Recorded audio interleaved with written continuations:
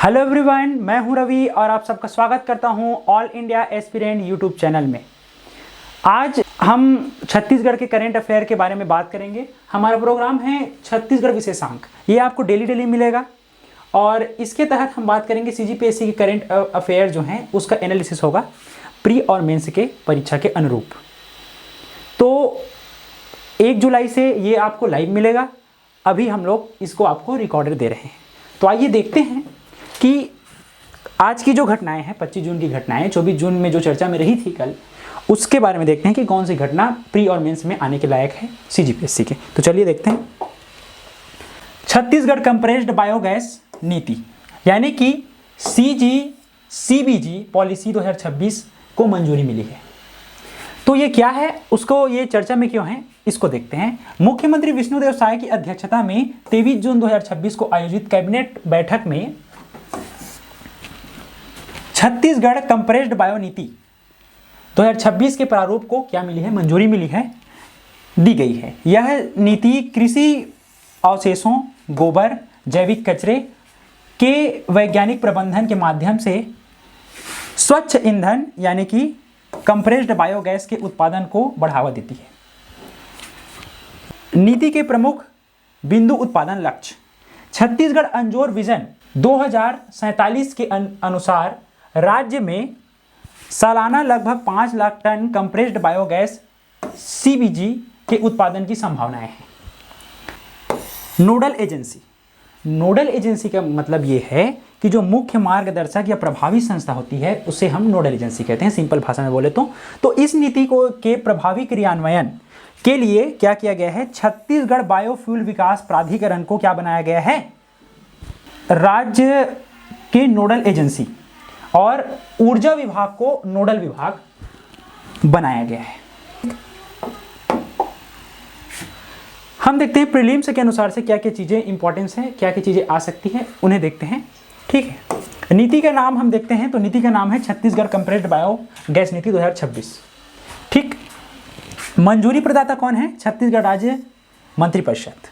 ठीक, मूल विजन है इसका, राज्य में बायोगैस उत्पादन के बढ़ावा देकर नवीनीकरण ऊर्जा के क्षेत्र में आत्मनिर्भर बनना।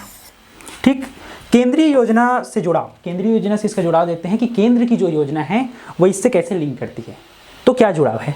ठीक है, उसी को देख रहे हैं कि यह नीति केंद्र सरकार के सतत अभियान और गोवर्धन योजना के राज्य स्तरीय क्रियान्वयन को क्या देती है, गति देती है। निवेशकों के लिए प्रोत्साहन। जो निवेशक हैं उनको सब्सिडी के बारे में यहाँ पे बातचीत की जा रही है कि इसको जो है सरकार जो है प्रोत्साहन दे रही है। तो सरकार ने निवेशकों के लिए कौन कौन सी सब्सिडी बनाई है, क्या क्या प्रोत्साहन दिया गया है, क्या क्या छूट दे रखा है। तो यहाँ पे बिजली शुल्क में छूट, स्टाम्प ड्यूटी में छूट और भूमि उपयोग परिवर्तन में छूट और पंजीकरण शुल्क की आपूर्ति में छूट दी गई है। ठीक, चलिए समझते हैं क्या क्या छूटें हैं। तो बिजली के शुल्क में जो छूट है वह नए सीबीजी संयंत्रों के व्यावसायिक उत्पादन शुरू होने की तारीख से 12 साल तक बिजली शुल्क में क्या दी जाएगी, छूट दी जाएगी। ठीक है, और इसमें स्टाम्प ड्यूटी में छूट क्या क्या है, तो भूमि, शेड और भवनों की खरीदी या पट्टे के लिए निष्पादन विलेखों पर पूर्ण स्टाम्प शुल्क क्या है, मिलेगा। ठीक, भूमि उपयोग परिवर्तन शुल्क में छूट, औद्योगिक उद्देश्यों के लिए अधिकतम 50 एकड़ तक की भूमि पर भू उपयोग परिवर्तन शुल्क यानी कि डायवर्जन शुल्क में 50% तक का प्रावधान है, यानी 50% तक का छूट का प्रावधान दिया गया है, छूट मिलेगा। पंजीकरण शुल्क आपूर्ति में क्या क्या छूटे हैं, तो भूमि पर देय पंजीकरण शुल्क पर 50% वापस किया जाएगा।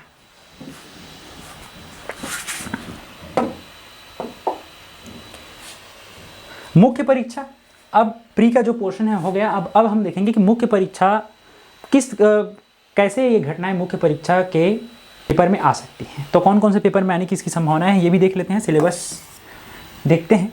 तो पेपर 5 के खंड 3 में छत्तीसगढ़ की अर्थव्यवस्था, कृषि एवं उद्योग क्षेत्र और ग्रामीण विकास से क्वेश्चन बन सकता है, आ सकता है इसमें। और पेपर नंबर 4 में भी ये क्वेश्चन बन सकता है, ये किसके खंड 3 में, यानी पर्यावरण एवं व्यवहारिक विज्ञान नवीनीकरण ऊर्जा के स्रोत को लेकर के क्वेश्चन आ सकता है। तो चलिए देखते हैं, फिर इसका विश्लेषण करते हैं। नीति के त्रिआयामी मुख्य उद्देश्य। इस नीति के प्रारूप को मुख्य रूप से 3 स्तंभों पर केंद्रित करके तैयार किया गया है। ठीक है, वो 3 स्तंभ कौन कौन से हैं? नीति के त्रिस्तरीय आयाम के मुख्य उद्देश्य तो एक है स्वच्छ ऊर्जा उत्पादन करना, कृषि अवशेषों के वैज्ञानिक प्रबंधन और ग्रामीण अर्थव्यवस्था का क्या करना? सुदृढ़ीकरण करना। ये इसके मुख्य उद्देश्य हैं। चलिए इसको लाइन से समझते हैं एक एक उद्देश्यों को। स्वच्छ ऊर्जा उत्पादन, जीवाश्म ईंधन जैसे पेट्रोल डीजल पर निर्भरता कम करना और मीथेन उत्सर्जन को नियंत्रित कर पर्यावरण को क्या करना? संरक्षित करना। कृषि अवशेषों का वैज्ञानिक प्रबंधन, इससे क्या आशा है कि धान के पैरा, पुआल, धान के पैरा को आप जानते होंगे, जनरली हर किसान बोता है छत्तीसगढ़ में। तो धान के जो पैरा और अन्य कृषि अवशेषों को जलाने की समस्या का समाधान कर उसका व्यावसायिक उपयोग करना और ग्रामीण अर्थव्यवस्था का सुदृढ़ीकरण, किसानों और पशुपालकों की आय में वृद्धि कर ग्रामीण क्षेत्रों में ही नए आर्थिक केंद्र स्थापित करना। इससे क्या होगा? किसान का जो है आय बढ़ेगा, यानी किसान अपने पशुओं से जो गोबर है, कचरा है, उसको बेचेगा तो उसकी आय बढ़ेगी। तो इससे क्या होगा? ग्रामीण अर्थव्यवस्था का सुदृढ़ीकरण होगा। साथ ही साथ आर्थिक केंद्र भी स्थापित वहाँ पे होंगे, क्योंकि जहाँ पे संसाधन होंगे वहीं पे केंद्र स्थापित होंगे। जहाँ पे गाय होंगे, जहाँ पे कचरा ज़्यादा होगा, गोबर होगा, वहाँ पे जो है केंद्र स्थापित होगा। तो भाई ज़्यादा कहाँ रहते हैं? गाँव में, तो गाँव में स्थापित होगा। तो अर्थव्यवस्था, ग्रामीण अर्थव्यवस्था का क्या होगा? सुदृढ़ीकरण होगा। नीति के बहुआयामी प्रभाव और लाभ, इसको समझना बहुत जरूरी है कि इस नीति को लागू करने से क्या लाभ हो सकते हैं, क्या प्रभाव पड़ सकता है। तो चलिए इसे देखते हैं कि इसके क्या क्या प्रभाव है। तो आर्थिक एवं औद्योगिक प्रभाव, कृषि एवं ग्रामीण विकास पर प्रभाव, ठीक है, और पर्यावरणीय लाभ हमको देखने को मिलेगा। आर्थिक एवं औद्योगिक प्रभाव की बात करें तो इसमें निवेश का आकर्षण और रोजगार सृजन। निवेश का आकर्षण से मतलब ये है कि भाई गाँव में क्या होगा? गाँव में जहाँ पे भी संसाधन होंगे वहाँ पे निवेश करने वाले जो हैं आएंगे, और निवेश करने वाले जब आएंगे तो रोजगार मिलेगा। सिंपल सी बात है। कृषि एवं ग्रामीण विकास, अतिरिक्त आय के स्रोत, एक्स्ट्रा इनकम मिल सकता है, अतिरिक्त आय के स्रोत मिलेंगे जब कृषि एवं का विकास होगा। ठीक है, क्योंकि जो पशुपालक है वो गोबर को बेच करके या फिर कचरे को बेच करके क्या प्राप्त कर पाएगा? आय प्राप्त कर पाएगा। तो अतिरिक्त उत्पादन मिल जाएगा, साथ ही फसल को भी बेच रहा है और इधर उससे भी इनकम कर रहा है गोबर कचरे से। जैविक खाद की उपलब्धता, अभी आप लोगों ने देखा कि यूरिया की समस्याएं आपको देखने को मिलती है, डीपी की आपको समस्याएं देखने को मिलती है। तो इससे हम क्या कर सकते हैं? जैविक खाद का उपयोग करके हम उत्पादन बढ़ा सकते हैं, और यूरिया, डीएपी जैसे कि जो रासायनिक खाद है उसकी हम आपूर्ति को जैविक खाद में हम पूरा कर सकते हैं। ठीक है। पर्यावरणीय लाभ, पर्यावरण को कैसे लाभ होगा? पर्यावरणीय लाभ होगा कि हरित ऊर्जा क्षेत्र का विस्तार होगा, और जब हरित ऊर्जा क्षेत्र का विस्तार होगा तो पर्यावरण में क्या होगा? प्रदूषण में कमी होगी। क्योंकि भाई ये क्या है? ये जो है ऐसा गैस है, बायोगैस है, जो प्रदूषण नहीं करता वायु को। तो जब वायु प्रदूषण नहीं होगा तो वायु प्रदूषण में कमी होगी, पर्यावरण अच्छा होगा। चलिए एक एक को देखते हैं, फिर उसे मोटा मोटा हमने समझ लिया है क्या क्या था। अब हम देखेंगे थोड़ा विस्तार से। आर्थिक एवं औद्योगिक प्रभाव, निवेश आकर्षण। इस नीति के तहत राज्य में कंप्रेस्ड बायोगैस प्लांट लगाने वाले निवेशकों को विशेष पैकेज, सब्सिडी और सिंगल विंडो कवरेंस की सुविधा मिलेगी, जिससे राज्य में बड़े पैमाने पर निजी निवेश आएगा। इससे राज्य की आय में वृद्धि होगी। सिंगल विंडो कवरेज मिलेगा, कहने का मतलब यह है कि बीच में कोई बिचौलिया नहीं होगा, तो पारदर्शिता बढ़ेगी, फेस टू फेस बातचीत होगी। इससे जो है आम नागरिकों को, खास करके किसानों को ज़्यादा फायदा मिलेगा। और जब निवेशकर्ता जब आएंगे राज्य में, तो राज्य की जो है आय स्वाभाविक रूप से क्या होगी, बढ़ेगी। रोजगार सृजन, बायोगैस संयंत्रों की स्थापना, कच्चे माल, गोबर, पैरा, गीला कचरा के एकत्रीकरण, परिवहन और वितरण श्रृंखला से ग्रामीण और अर्ध शहरी क्षेत्रों में हजारों प्रत्यक्ष और अप्रत्यक्ष रोजगार पैदा होंगे, जिससे बाहरी राज्यों में पलायन कम होगा। जब खुद के राज्य में रोजगार मिलेगा तो बाहर में लोग क्या करने जाते हैं, अलग अलग राज्यों में काम करने जाते हैं, पलायन होता है। तो वो पलायन जो है, जब रोजगार मिलेगा तो पलायन भी कम होगा। कृषि एवं ग्रामीण विकास, अतिरिक्त आय के स्रोत, किसानों को अपने कृषि अवशेष, पैरा और पशुपालकों को गोबर बेचने का एक नया और स्थायी बाजार मिलेगा। तो इससे क्या होगा, अतिरिक्त आय होगा। पशुओं के गोबर से भी आय मिल जाएगा, और अपने जो है धान को, अनाज को बेच करके तो लोग कमाते ही हैं, तो अतिरिक्त आय का सोर्स जो है लोगों को मिलेगा। जैविक खाद, जैविक खाद की उपलब्धता, प्लांट में उप उत्पाद के रूप में उच्च गुणवत्ता वाली जैविक खाद प्राप्त होगी, जो रासायनिक उर्वरकों पर निर्भरता कम करेगी और छत्तीसगढ़ के जैविक खेती के संकल्प को पूरा करेगी। ठीक है, जैविक खाद का जब उत्पादन होगा तो क्या होगा, हमारी जो रासायनिक खाद पर निर्भरता है वो कम होगी, स्वाभाविक से कम होगी। पर्यावरणीय लाभ, पर्यावरण को क्या लाभ होगा इससे, ये देखते हैं। ठीक है, हरित ऊर्जा क्षेत्र का विस्तार, कार्बन फुटप्रिंट को कम करने और पेरिस जलवायु समझौते के तहत भारत के नेट जीरो लक्ष्य में छत्तीसगढ़ का योगदान सुनिश्चित होगा। यानी कि जो नेट जीरो पेरिस जलवायु समझौता है, नेट जीरो है, उसमें जो है भारत का जो है ये प्रतिनिधि कर रहा है, ये भी भारत का हिस्सा है। तो इससे क्या हो रहा है, भारत के योगदान ये सुनिश्चित कर रहा है छत्तीसगढ़।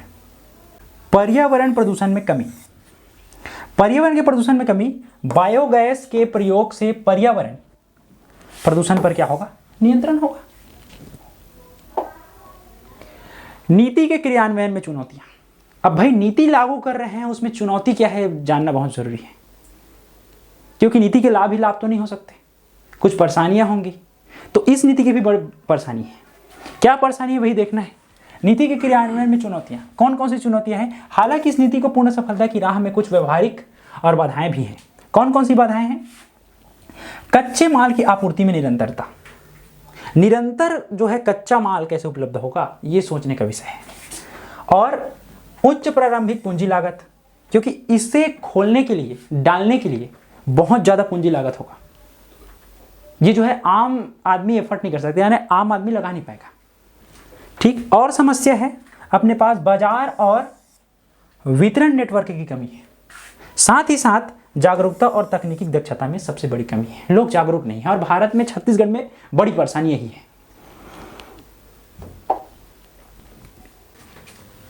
कच्चे माल की निरंतर आपूर्ति में कमी,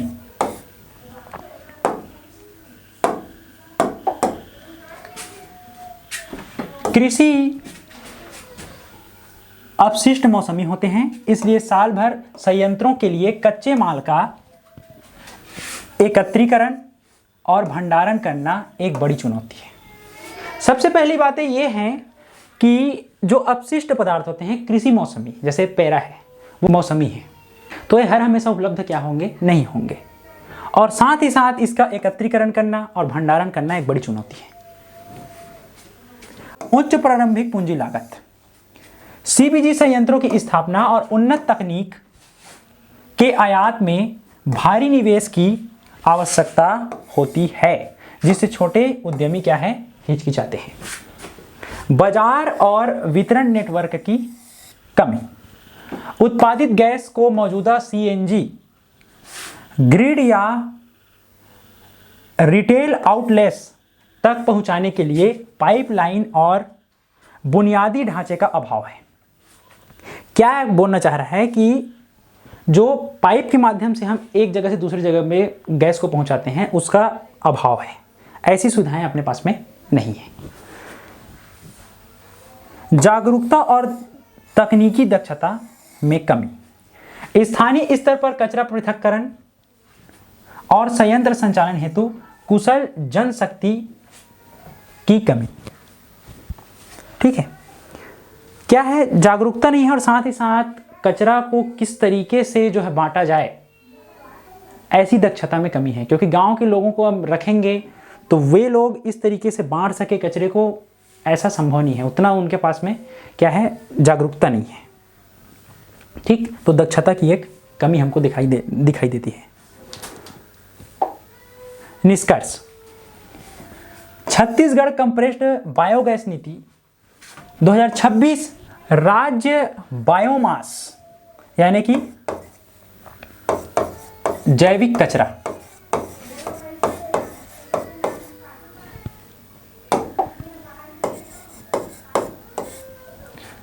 को बायोवेल्थ यानी कि जैविक ईंधन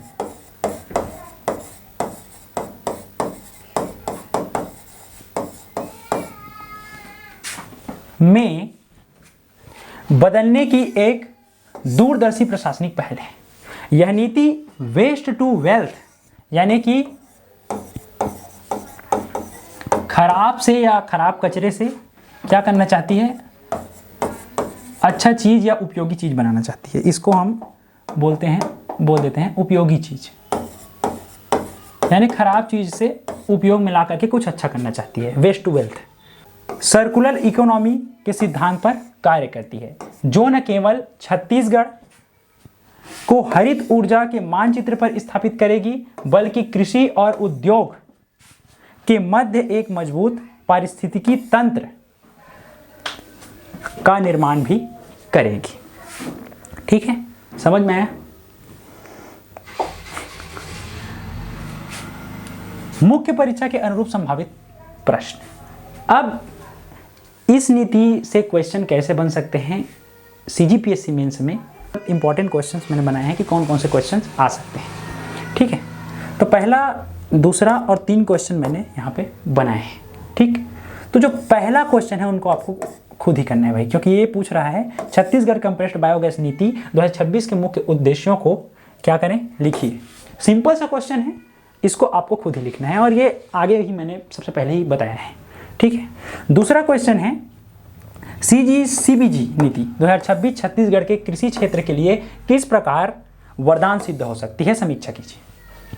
ठीक, तीसरा क्वेश्चन है सीबीजी नीति 2026 आर्थिक विकास और पर्यावरण संरक्षण के मध्य संतुलन साधने का एक अभिनव प्रयास है, इस कथन का आलोचनात्मक परीक्षण कीजिए।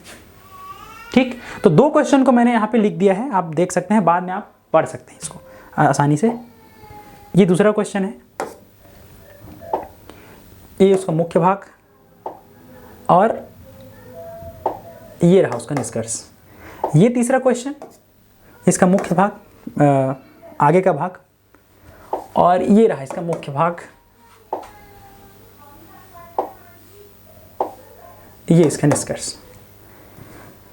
इन क्वेश्चंस के उत्तर जो लिखे हुए हैं उनको पाने के लिए, इस पीडीएफ को पाने के लिए आप हमारे जो है व्हाट्सएप ग्रुप का लिंक डिस्क्रिप्शन में होगा, वहाँ पे आप क्लिक करके जुड़ सकते हैं। तो ये सारी चीज़ें आपको मिल जाएंगी। और ये जो हमारा छत्तीसगढ़ विशेषांक का प्रोग्राम है वो आपको डेली देखने को मिलेगा। 1 जुलाई से हम लाइव कर रहे हैं, तो आप सभी वहाँ जुड़ सकते हैं और इसे पाने के लिए आप मेरे व्हाट्सएप चैनल में आप ज्वाइन कर लीजिएगा। चलिए फिर कल मिलते हैं। जय हिंद, जय भारत, जय छत्तीसगढ़।